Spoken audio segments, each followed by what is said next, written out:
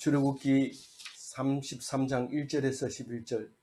여호와께서 모세에게 이르시되 너는 네가 애굽 땅에서 인도하여 낸 백성과 함께 여기를 떠나 내가 아브라함과 이삭과 야곱에게 맹세하여 내 자손에게 주기로 한 그 땅으로 올라가라. 하나님이 내가 너희들의 신이다. 다른 신을 섬기지 마라. 이렇게 얘기를 할 때 우리는 너무 좋았죠. 쪽두리 쏘고 곤지반 연지 바르고 많은 사람 축복 안에 좋은 잔치를 벌여서 결혼식을 했는데 안 보인다고 바람 피다가 걸린 거죠. 그래서 얼마나 신랑이 화를 내는지 가라 마셔도 시원찮다 그래가지고 가라 마시게 했어요. 금송아지를.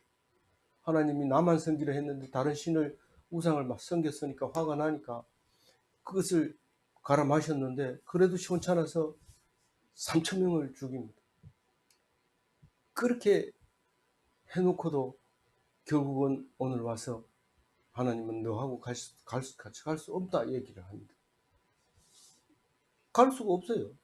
우리 같이 손잡고 가면서 자꾸 딴 사람 쳐다보고 딴 여자 쳐다보고 있으면 난 당신하고 갈 수 없다.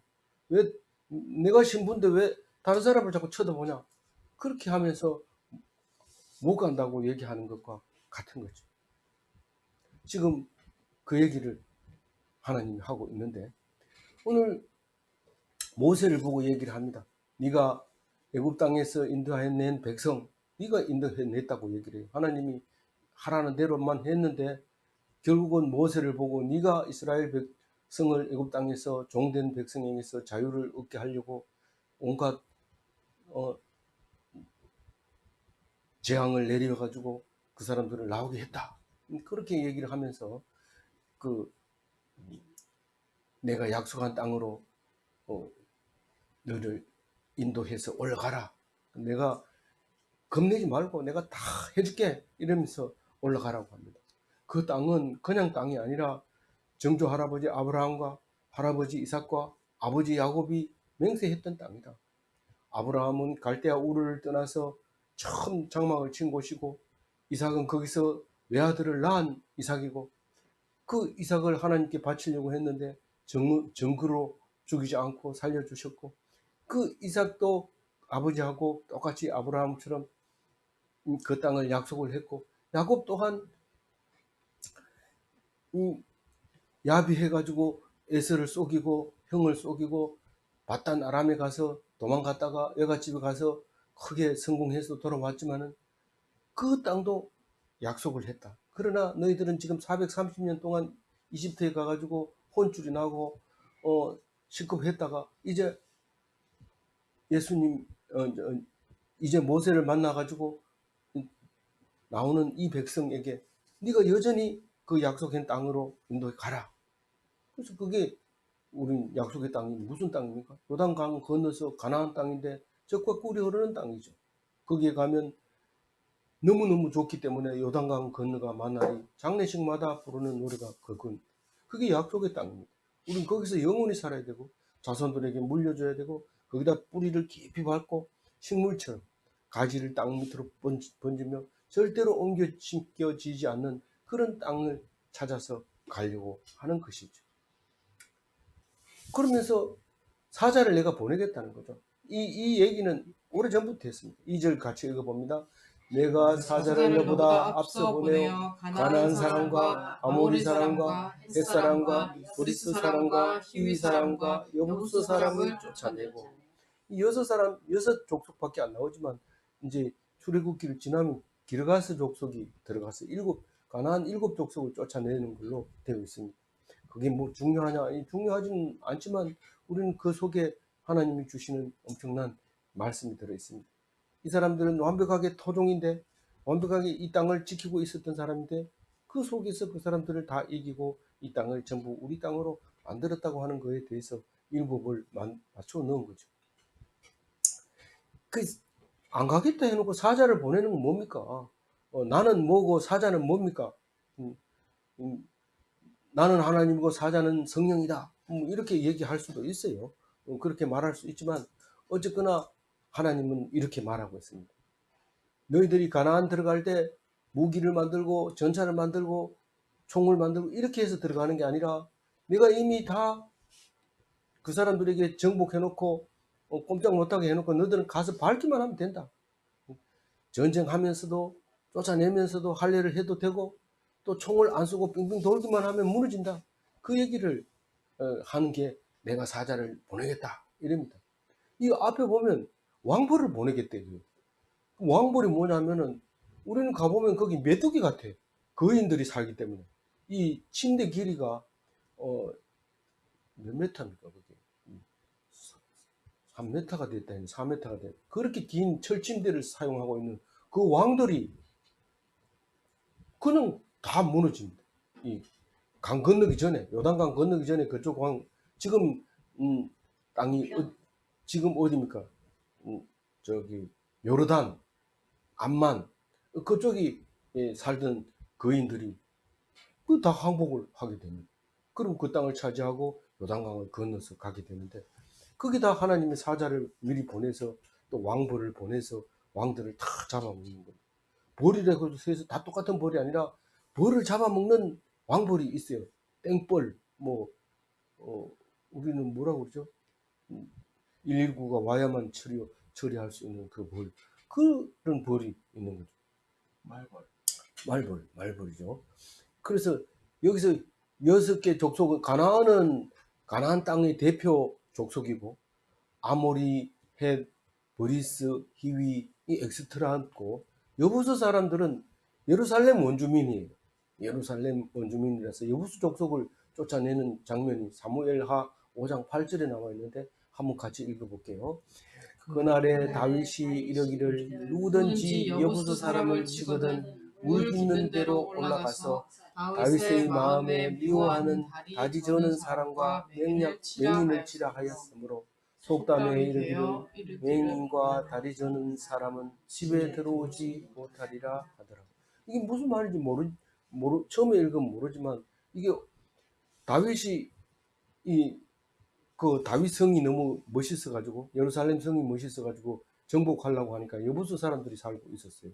그러니까 여호수아가 가나안 땅을 정복했다고 하지만 여전히 다른 사람들이 살고 있었는데 예루살렘은 여부수 사람들이 살고 있었는데 이 예루살렘이 마음에 들었던 것은 아브라함 때부터 거기서 제사를 지냈던 곳이죠.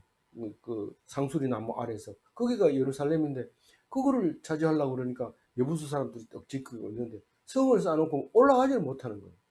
그래가지고 다윗이 정복하려고 애쓰는 것을 알고 있는 여부수 사람들이 하는 소리가 다리를 절어도 못 올라온다. 다리를 저는 사람도 너 같은 거는 막을 수 있다. 이렇게 얘기를 하는 거예요. 그게 막 퍼져버린 거예요. 그 동네. 그래서 다리 쓰는 절어도 너를 막을 수 있고 맹인도 너를 막을 수 있다. 여기는 못 올라온다. 이렇게 한 거예요. 그래서 다윗이 기가 차죠. 여부수 사람이 다리 저는 것과 여부수 사람들이 맹인이 나를 이긴단 말이야. 이러면서 이제 군사들을 모아가지고 작전을 짭니다. 이 예루살렘 성은 물이 밑으로 빠지는데 너는 물 나오는 구멍으로 들어가라. 이렇게 얘기합니다. 지금 남한산성이나 이런 산성에 가면 길을 가다가 구멍 위에 이렇게 철망을 쳐놓은 게 있습니다. 그게 뭐냐면 딴 게 아니라 그 성에서 내린 비가 밖으로 흘러내려가는 물 구멍이 있는데 그 구멍을 다 막아놨어요. 왜 그걸 막아놨어요? 이런데 아무리 성을 지켜도 그 구멍으로 한 사람이 올라오면 그 성은 무너집니다. 아무 소용이 없습니다. 그래서 그 구멍을 철저하게 막았다는 사실을 우리 눈으로 보고 알 수 있는데 이 다윗이 그 물 들어오는 그 구멍을 타고 올라가 가지고 결국은 여부수 족속을 무너뜨리고는 그 다음부터는 너희들이 올라가거든 무조건 다리 저는 사람 맹인을 죽이라. 왜냐하면 그 사람들이 우리를 지키고 있었던 거다. 그러니까 죽이라. 이렇게 했기 때문에 그게 그만 속담이 돼버린 거죠. 그래서 맹인과 다리 저는 사람은 집에 들어오지 못하리라. 다윗이 그렇게 이거 쫓아내고 이제 그 사람들 집이 아니다. 이 예루살렘은 다리 저는 사람이 있어서도 안 되고 맹인이 있어서도 안 되고 다 원래는 그 사람들의 집이죠. 근데 그걸 다 쫓아내고 정복했다는 의미로 그런 속담을 냈다고 지금 말하고 있습니다. 그래서 이 가나안 족속이 누구고 여호수 족속이 뭔지를 자세히 읽어보면 다 나옵니다. 그래서 가나안 사람은 해변가에 살고 있었고 여호수 족속은 예루살렘 쪽에 살고 있었구나, 이런 것을 우리가 알 수 있죠. 3절 읽어봅니다. 너희를 너희를 젖과 젖과 꿀이 꿀이 흐르는 흐르는 땅에 땅에 이르게 이르게 하려니와 하려니와 나는 나는 너희와 너희와 함께 함께 올라가지 올라가지 아니하리니 아니하리니 너희는 너희는 목이 목이 곧은 곧은 백성인즉 백성인즉 내가 내가 길에서 길에서 너희를 너희를 진멸할까 진멸할까 함이라 하시니. 염려함이라 하시니. 우리는 목이 곧은 백성이 무슨 뜻인지 잘 압니다.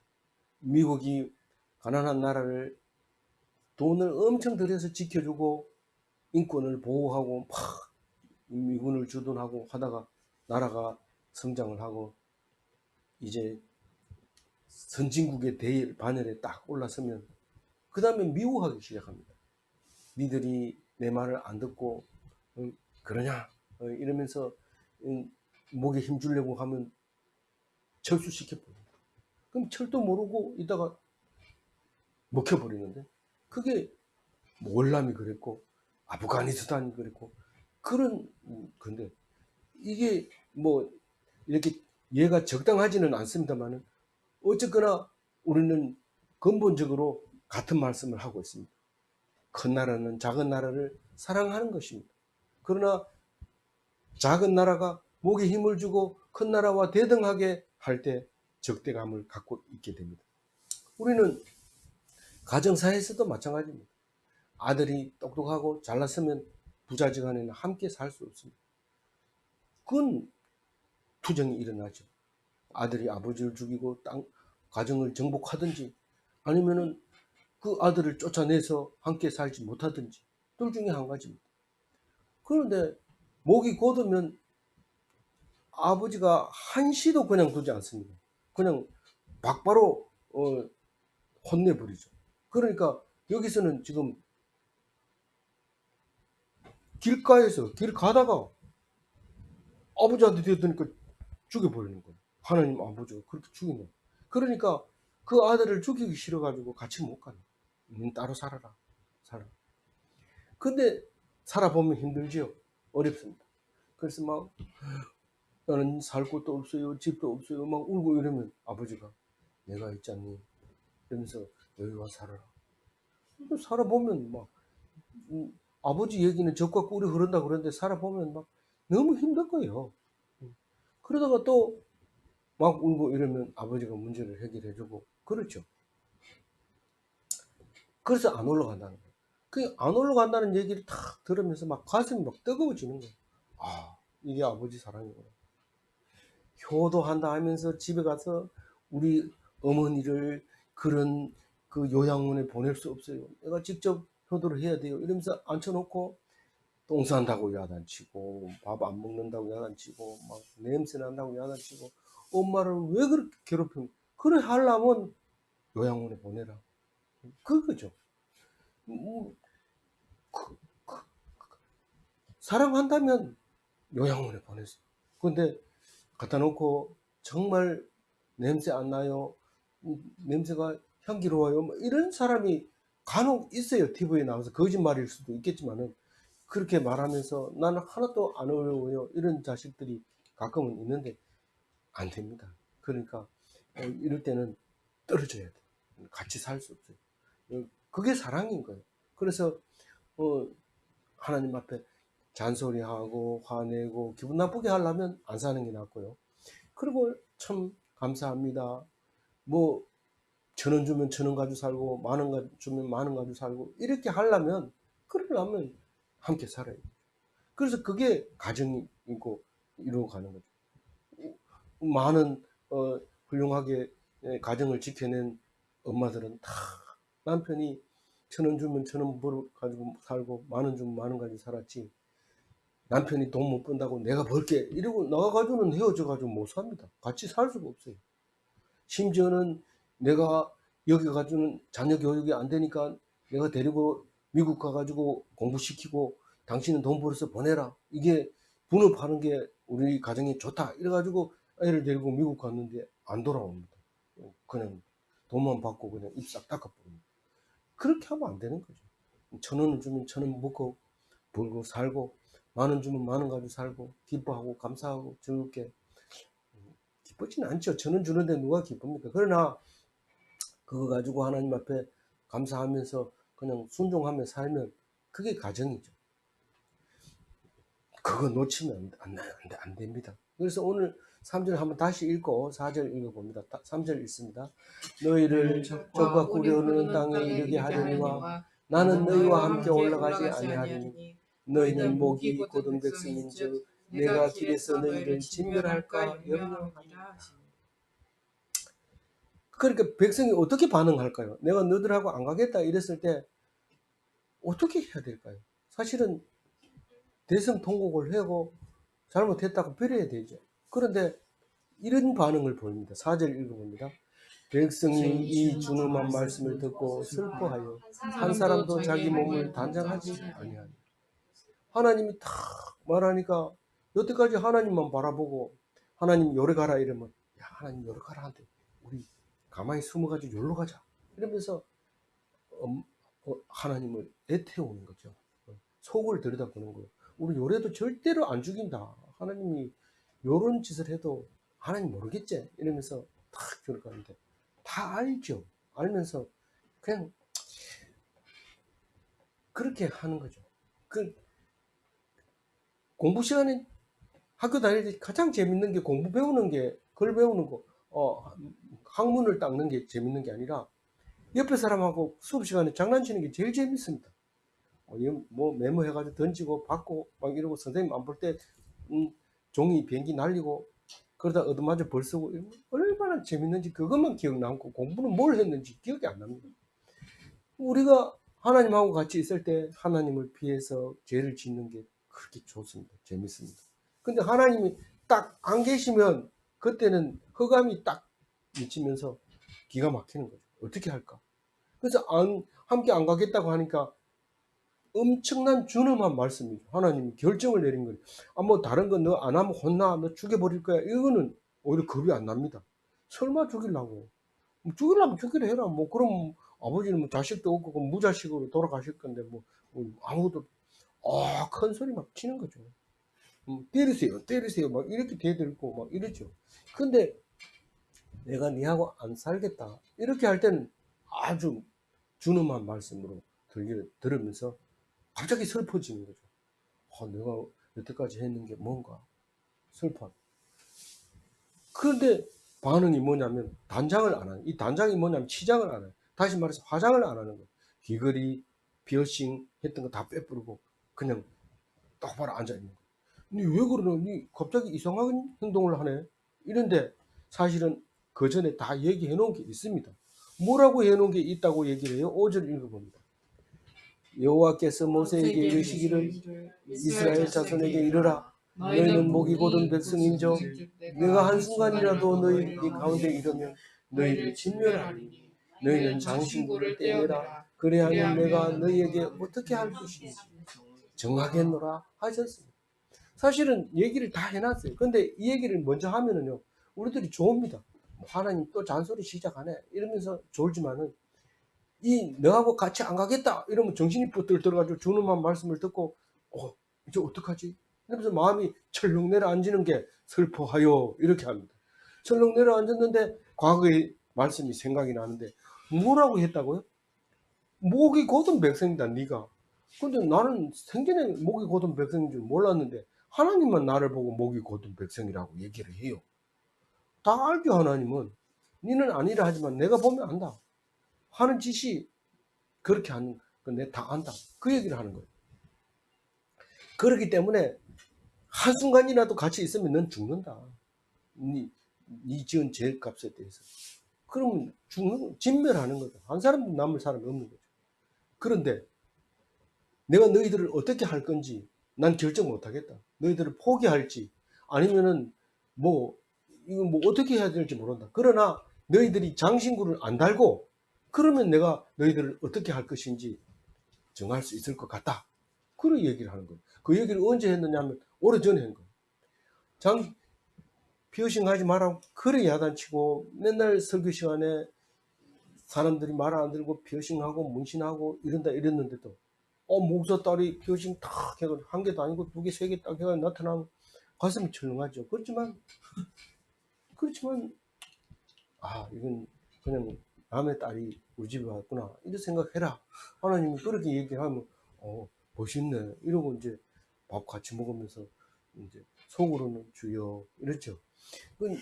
근데 그 얘기를 지금 하고 있는 거예요. 장신구를 떼내면 내가 너를 어떻게 할지 하겠다.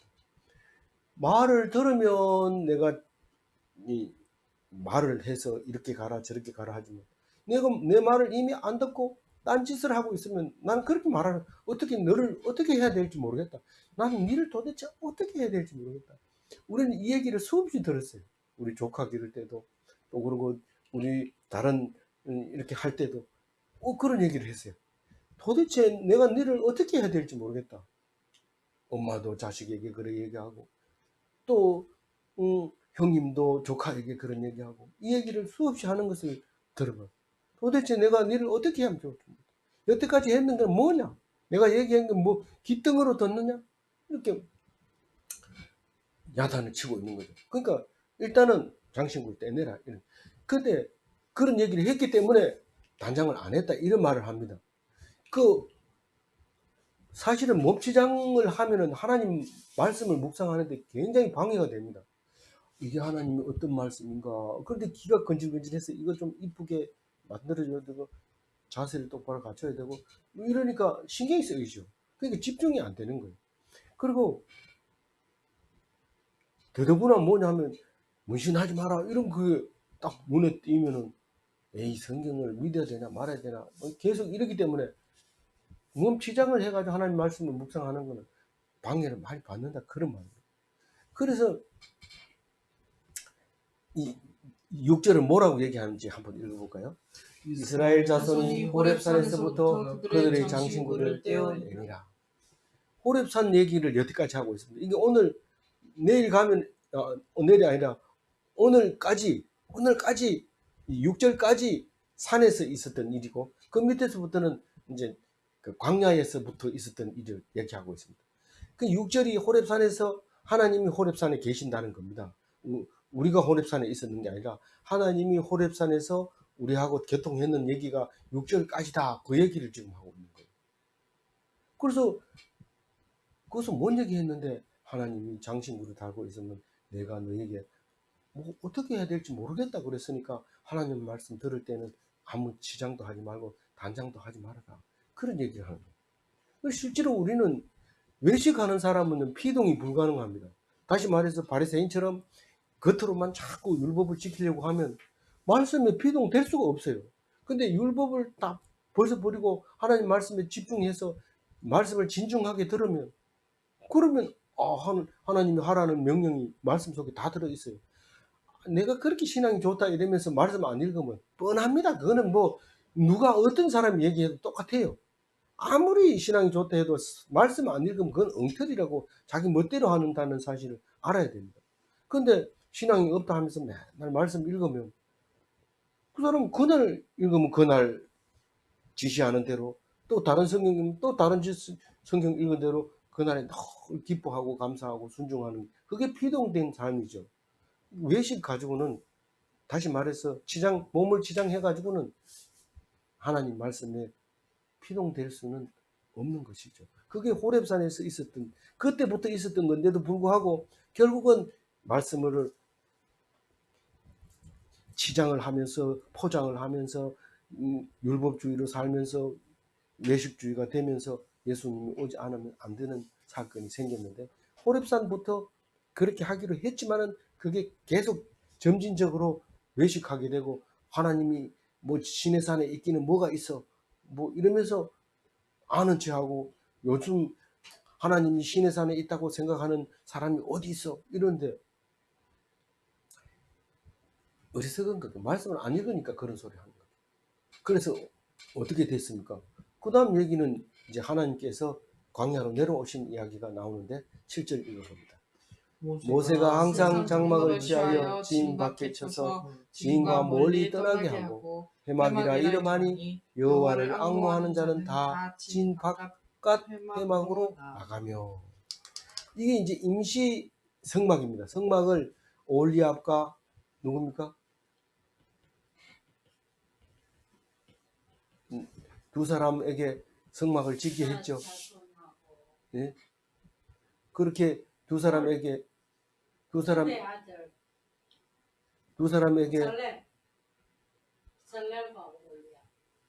부살렐과 오홀리압에게 성막을 짓도록 아직 명령을 이제 정했지만은, 사람은 정했지만 아직 진행하지 못하고 아직 짓지도 못한 상태에서 임시 장막을 이제 설치를 해놓고 하나님이 시내산에서 그 임시 장막으로 오십니다. 그 얘기가 이 얘기입니다. 7절 이야기입니다. 성막을 건립하는 동안의 임시 장막.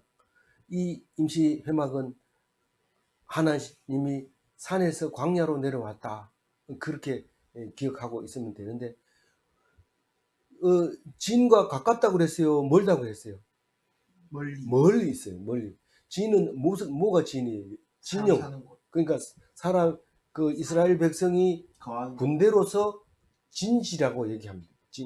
주둔하고 있는 그 주둔 지역에서부터 멀리 떨어져서 회막을 만들어 놨는데, 그게 거리가 얼마나 될까라고 물어보면 여호수아서에서 힌트를 주고 있습니다. 여호수아가 요단강을 건널 때는 거리를 2,000규빗쯤 되게 해서, 다시 말해서 1km 좀 떨어져서 따라오라고 얘기를 합니다. 하나님의 계획와. 그래서 다시 말해서 이것은 한 1km 정도 떨어져 있지 않겠느냐.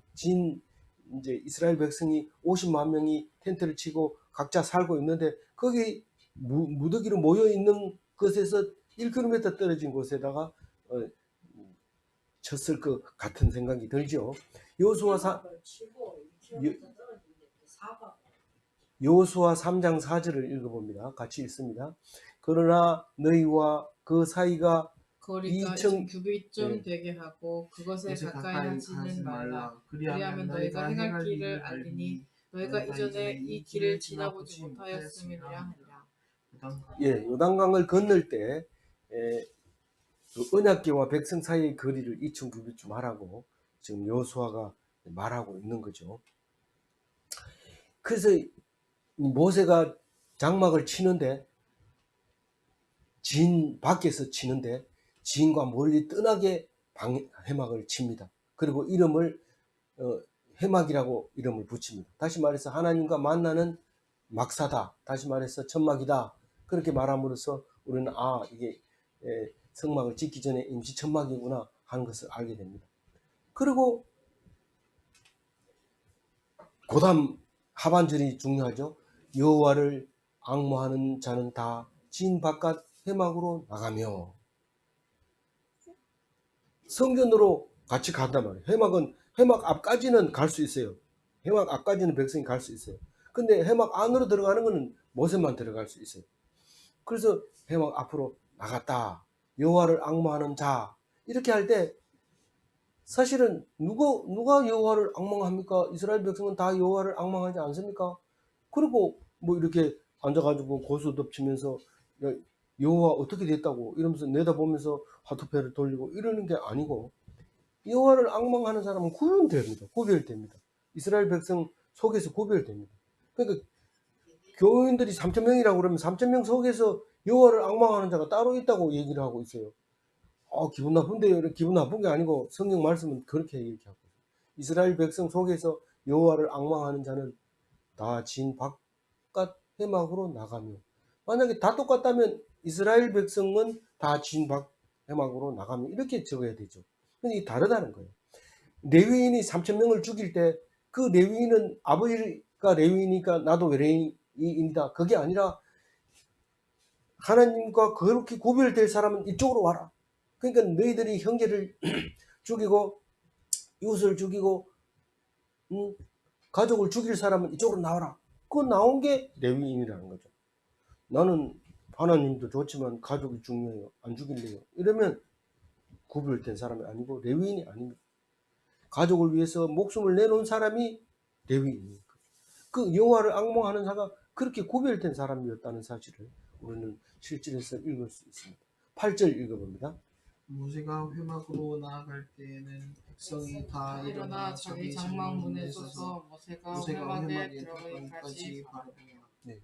거기서 여호와를 앙몽하는 자는 회막 쪽으로, 성전 쪽으로 이렇게 따라가지만은 나머지 백성 모두 다는 자기 막사 앞에 서서 다 일어납니다. 일어나서 모세가 지금 임시 회막으로 가는 모습을 다 이렇게 바라보고 있습니다. 솔로몬 성전을 지을 때 임시 성전이 어디 있었습니까? 임시 성전이 어디 있었어요?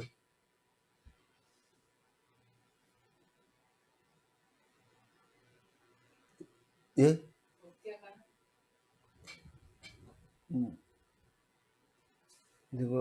제일 밑에 적어놨네요.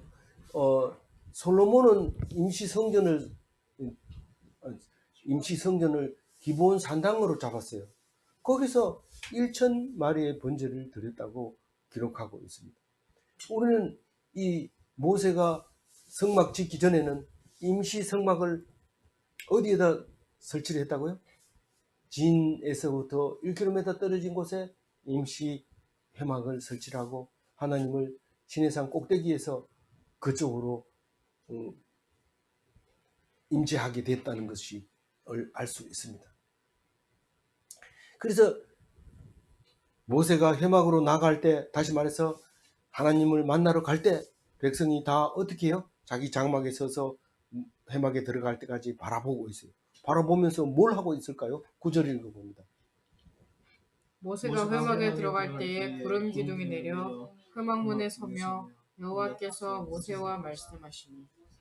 아니, 시내산 꼭대기로 올라가더니 이제는 회막을 쳐놓고 회막이라고 부르면서 글로 가는데 그게 하나님 진짜 있을까? 이랬는데 이스라엘 백성 눈에 보입니까? 안 보입니까? 구름 기둥이 보이는 거예요. 그게 하나님이 임재하신다는 것을 보여주신 거예요. 보면은 죽기 때문에 안 보여줍니다. 그래서 구름이 딱 있는데 구름은 1m까지 앞에 와도 누가 왔는지 모릅니다. 그래서 구름이 필요하고 안개가 필요하고 연기가 필요합니다. 그래서 어떤 때는 향불에 피워서 연기로 가리고 어떤 때는 안개를 가리기도 하고 구름으로 가기도 하고 그렇게 해서 회막을 들어갑니다. 그럼 백성들은 분명히 하나님이 계실 거라고 믿는 믿음이죠. 그리고 믿음으로 모세가 하나님을 만나는구나 하는 모습을 멀리서 보는데 그게 다른 게 아닌 10절 읽어봅니다. 모든 백성이 회막 문에 구름 기둥이 서 있는 것을 보고 다 일어나 각기 장막 문에 서서 예배합니다. 이 예배하며 이 말은 개역 개정에만 있는 겁니다. 경배하며 이 말로 다 그 전에 그렇게 되어 있는데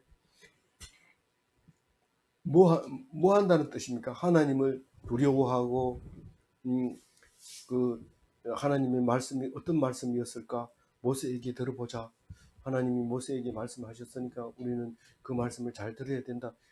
그게 회막문의 구름을 보면서 자기 장막에 서서 예배를 드립니다.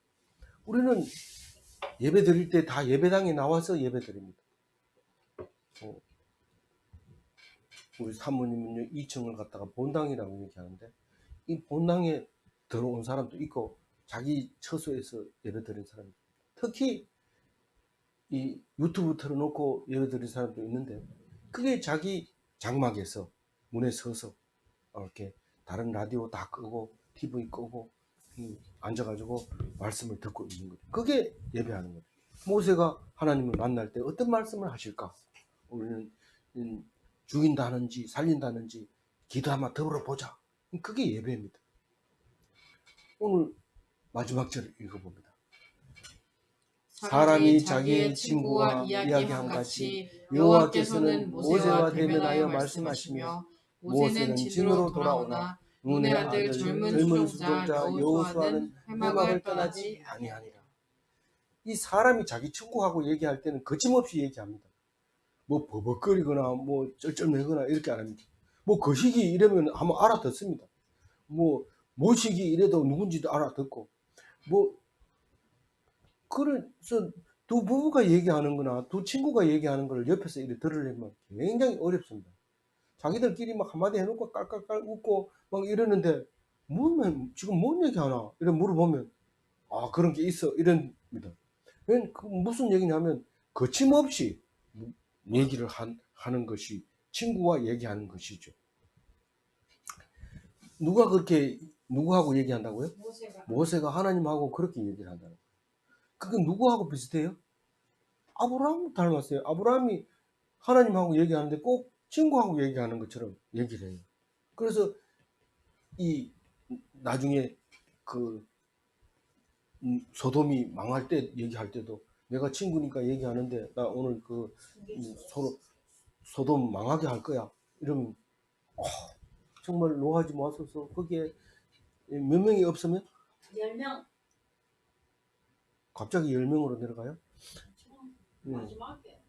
그래서 맨 처음에 50명입니까? 네. 50명이 의인이 있어도 한꺼번에 50명 다 죽일 겁니까? 이러니까 아니다. 30명. 아니다. 30명 있어도 내가 안 죽일. 10명 있어. 10명 있어도 안 죽일게. 그 소리 듣고도 아브라함이 마음이 철렁 내려앉아가지고 아이고 큰일 났다. 야 빨리 가서 롯에게 알려라. 이래가지고 롯에게 알렸는데도 롯만 겨우 딸 둘 데리고 살아남죠. 나머지 다 죽습니다. 사위들은 뭘로 여겼어요? 농담으로 여겼어요. 그래서 이 아브라함 닮은 이 모세의 모습을 보면서 하나님 말씀 얘기하는데 어떻게 저렇게 거침이 없을까? 이렇게 말할 수 있는 거죠. 근데 한 사람 나오죠. 수종자라고 얘기하는 여호수아인데 다른 성경에는 종이라고도 하고 종자라고도 하고 이렇게 표현하는데 여호수아가 이제 말하자면 모세의 수제자로 말할 수 있는 그 업을 이어갈 자식과 같은. 그래서 주의 종, 그리고 이제 나중에는 종의 일이 끝나면 아들로서 이제 살아가야 되죠. 근데 이제 이건 뭔 뜻입니까? 임시 성막을 지키는. 성막을 비워두면 안 됩니다. 옛날에 제단 제사를 모시는 사람을 고직이라고 얘기를 합니다. 그래서 유교에서도 그 신을 모시는 그 제소를 지키는 사람을 고직이라고 해가지고 그 권력도 대단하죠. 근데 여호수아가 성막을 지켰는데 모세는 집에 들어와서 자요. 마누라하고 자지만은 이 여호수아는 그 성막에서 이렇게 늘 지키고 안 떠나고 있었던 모습을 볼 수 있습니다. 어떤 요즘도 교회에는 선한 결심을 하고 하나님께 서약한 사람은 목사님이 다 집에 가도 지키는 사찰 집사님이 계십니다. 아주 은혜로우신 분들 교회마다 있다는 것을 우리가 경험하게 됩니다. 근데 이 성막이 완성되면 성막이 이 진 밖에 있을까요? 성막이 완성되면 성막을 가운데 놓고 그 주변에 진을 치는데 동쪽에는 유다 지파 뭐 이런 식으로 다 이렇게 지파별로 동서남북으로 진지를 구축하도록 그렇게 정해져 있습니다. 지금은 진 밖에서 있지만은 나중에는 진 안으로 들어오는 성막을 이제 읽게 될 겁니다. 이 출애굽기에서는 못 읽죠. 그러나 이제 레위기나 이제 민수기나 또 신명기에서 우리는 자세하게 말을 하고 있습니다. 특히 이 민수기에는 이 백성이 진행하고 있는 것을 묘사하고 있기 때문에 진행할 때는 어떻게 누구부터 일어나서 가느냐 뭐 이런 것까지 다 기록이 되어 있습니다. 그래서 솔로몬은 기브온 산당에서 성전 짓기를 준비했지만 이 모세는 이 임시 회막에서 성막 짓기를 했다 하는 것을 오늘 묵상하면서 오늘 1절 가지고 정리를 합니다. 하는 목이 곧은 사람은 아버지와 같이 있을 수 없습니다. 아버지하고 안 사는 사람은 목이 곧은 사람, 잘난 사람입니다. 옛날부터 공부 잘하고 유능한 재능 있는 아들은 하나 나라에 바치고 굽고 시원찮고 장애가 있는 사람은 아버지를 모신다. 이런 말이 있는데 우리는 오늘 말씀 속에서도 그런 게 있습니다. 목이 곧은 사람은 아버지가 없습니다. 하나님은 불쌍한 사람에게 아버지가 되어 주십니다. 이 말씀으로 오늘 우리에게 은혜 받으시고, 그러나 우리가 불쌍히 여길 때 하나님께서 동행하시고 함께 하신다는 사실을 기억하고, 내가 왜 불쌍해 이런 소리 하지 말고 하나님 앞에 오직 불쌍한 사람으로 나타나는 귀한 하나님 백성 되시기 바랍니다. 기도하겠습니다. 하나님 감사합니다. 오늘 주신 말씀이 우리에게 힘이 되게 하여 주시고, 오늘 주신 말씀이 우리의 영혼이 살리는 게 하여 주시옵시고, 가난한 사람의 하나님이고 부자의 하나님이 아니라는 것을 기억하게 하여 주옵소서. 오늘 말씀으로 은혜되는 주일 될 수 있도록 인도하여 주실 줄 믿사옵고 감사하며 우리 주 예수 그리스도 이름으로 기도 올리옵나이다. 아멘.